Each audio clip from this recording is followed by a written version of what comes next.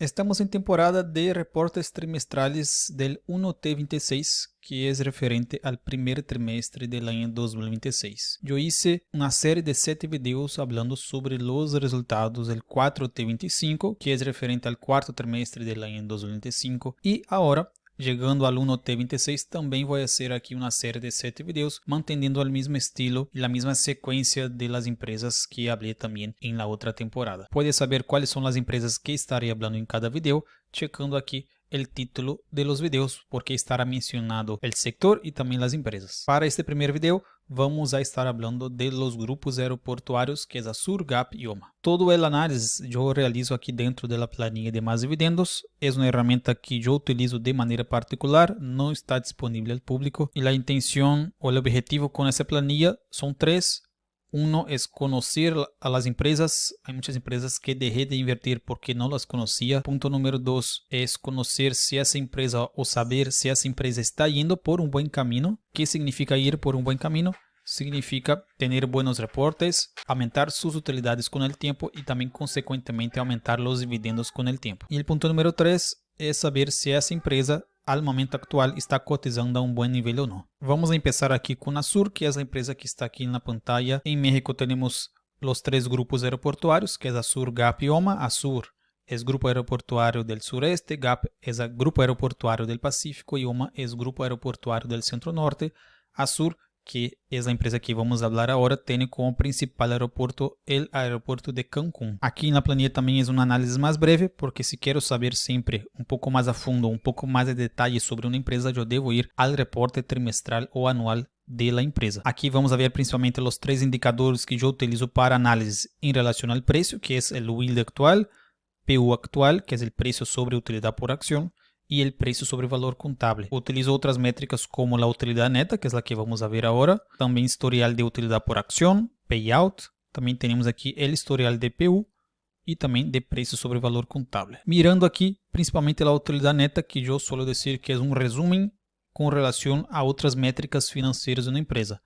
Una empresa exitosa a largo plazo, ela vai crescer ingressos, ela também vai crescer el EBITDA o AFIDA en español, y ella consecuentemente también va a crecer su utilidad neta. Entonces, si él está creciendo todos esos indicadores a largo plazo, es bastante posible, entonces es probable que esa empresa también pueda aumentar los dividendos a largo plazo. Entonces, yo miro directamente la utilidad neta, y para el 1T26 fue una utilidad de 2.8 mil millones de pesos para Azur, que es una buena utilidad comparando con los trimestres anteriores. Por ejemplo, aquí en el 4T25 la utilidad fue de 2.7 mil millones. Entonces es un poco mejor comparando con los trimestres anteriores, pero aún está por debajo del primer trimestre del año 2025, que fue una utilidad de 3.3 mil millones de pesos. No está mencionado aquí en la planilla porque aquí va hasta el 4T, pero ya estoy dejando aquí también los trimestres anteriores, cosa que yo no hacía antes. Entonces yo siempre dejaba solo un trimestre y ahora voy a dejar hasta 5 trimestres exactamente para comparar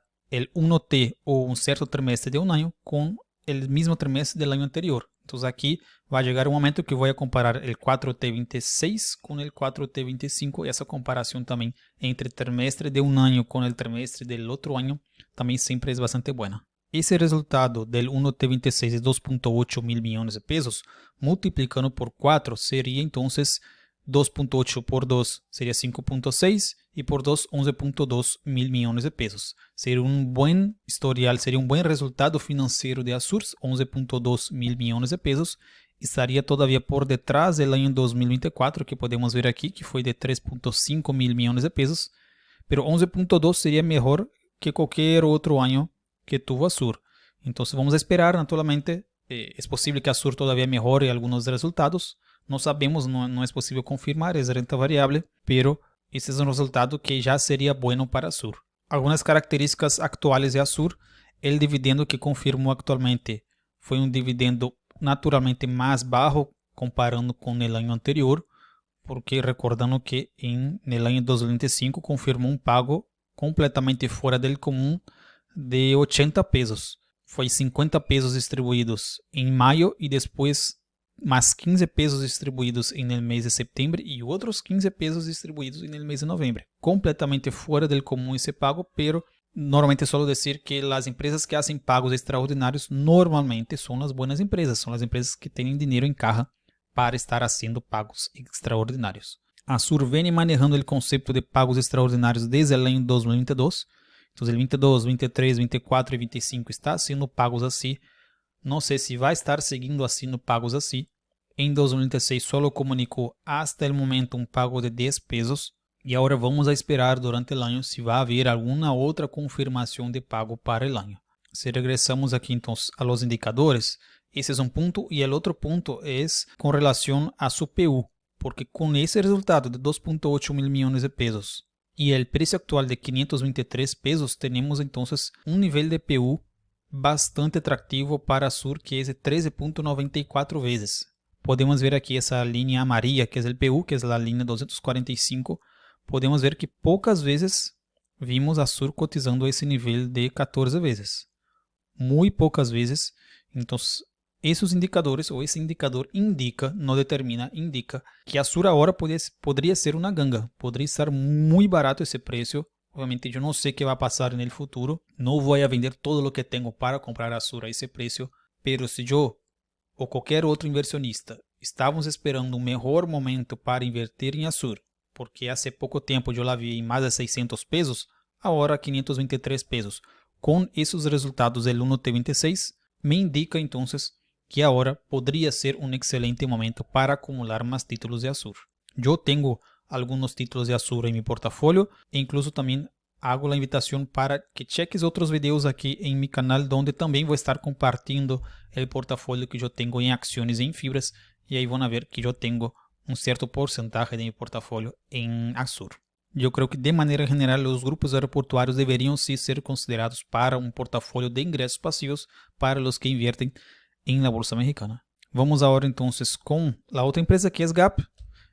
A análise aqui sempre é muito breve, porque são só algumas das principais métricas que vamos estar checando aqui sempre nos vídeos. Temos aqui no 1T26 um resultado de 3.178 milhões de pesos. É um resultado muito melhor comparando com os trimestres anteriores. Se vamos a comparar com o 4T25, foi um resultado de 1.7 mil milhões de pesos, então quase foi o doble em comparação com o trimestre anterior. E com esse resultado, cotizando ao preço de 416, que é o preço, no momento que estou fazendo o vídeo, pode ser que quando vais a checar já em tu plataforma vai estar outro preço, pode ser mais ou menos, pero a esse preço, considerando este resultado, temos aqui um PU, que é um indicador preço-utilidade de 16.55 vezes. Sempre vou recordar que é o PU. É, em teoria, em quanto tempo vou tardar em ter de regresso uma inversão quando invierto nessa empresa. Quanto mais baixo o PU, menor. Essa é a lei general. Devo ter cuidado porque malas empresas muitas vezes têm um PU baixo. E o que posso fazer em muitos casos é considerar o PU atual e compará-lo com o PU histórico da própria empresa. Então aqui eu tenho o PU dos últimos 2 trimestres e tenho um PU dos últimos anos de GAP, onde posso ver aqui no 1T26 foi um promédio de 18 vezes, no 4T25 de 31 vezes, no ano 2025 de 22 vezes, e eu vejo aqui nessa linha o historial de los últimos anos de PU e vejo também que é difícil que GAP esteja cotizando a um PU de 16.55 vezes. Então, podemos ver que os grupos aeroportuários de maneira geral estão em um melhor momento para comprar comparando com meses anteriores. Há algo interessante com os grupos aeroportuários é que eles têm ações que são muito voláteis. Então, em alguns momentos, os três normalmente caminham juntos, vão na mesma direção, muitas vezes por alguns meses, ou mais de um ano incluso. Eles podem ter alças muito fortes, pero em alguns momentos, os três juntos podem bajar muito. Então, em teoria, ao menos, esses seriam os melhores momentos para comprar. Esperar um pouco, não comprar em máximos históricos, esperar um pouco para comprar exatamente nesses momentos. Pode passar de esperar incluso mais de um ano. Pode passar, pero para isso entra a diversificação, onde vamos estar invertindo todo o tempo, pero nas empresas que mais nos convém, obviamente. Se não me convém, porque GAP está em máximos históricos, posso ahorrar, posso separar esse dinheiro e não invertir em nada, ou então posso comprar outras empresas. Simplesmente checar em cada momento o que poderia ser mais conveniente. GAP em relação a seu dividendo, temos aqui esses dados, que é o dividendo que já foi confirmado de 20 pesos com 80 centavos. É um dividendo mais alto em comparação com o ano anterior. Incluso podemos fazer aqui esse cálculo aqui no vídeo, que não estava hecho aqui, pero de qual é a diferença do dividendo atual comparando com o dividendo do ano anterior. Aqui temos um monto que saiu aqui, que não saiu mais bem em porcentagem, pero é um aumento de 23,51%, um aumento bastante relevante para o já histórico muito bueno de Gap, como podemos ver aqui, pagando 2 pesos aí por el ano 2010, e hoje está pagando mais de 20 pesos. E isso naturalmente só pode passar com uma empresa exitosa. Incluso sobre Gap, notícias recentes é que temos a possibilidade de ter fibra Gap, que é uma fibra com a intenção que Gap tem de recaudar mais dinheiro para seu programa maestro de desenvolvimento, e Gap deve incluir então nessa fibra aeroportuária uma parte de seus portafólios de seus aeroportos mexicanos. Vamos esperar mais notícias, pero por lo que vemos de notícias, esse projeto sim vai sair adelante. Algo que é sempre curioso também, que sempre vamos ver em empresas buenas, empresas exitosas, é que podemos ver que um dividendo tem um certo yield com o tempo. Aqui mais ou menos o yield do ano 2021 era de pouco mais de 5%. O yield atual seria também de 5%, e parece que a empresa então não foi para adelante, não? Porque o yield é sempre igual. Como o yield de 2016 vai ser igual ao yield do ano 2021. Pero o yield atual se compara tomando em consideração o preço do momento com o dividendo do momento. Então, essa métrica pode enganar a los perezosos, a gente que não tem gana de investigar um pouquinho mais, porque quem comprou aqui em el ano 2021 a pouco mais de 230 pesos, ou a pouco mais de 229 pesos, que foi aqui no ano 2021, e nesse momento essa pessoa recebia 11,62 em dividendos, com preço de quase 230 pesos. Hoje, esse inversionista teria, então, um pago de mais de 20 pesos, sobre seu custo promédio de 230 pesos, a parte da plusvalia, porque hoje já vale quase o doble.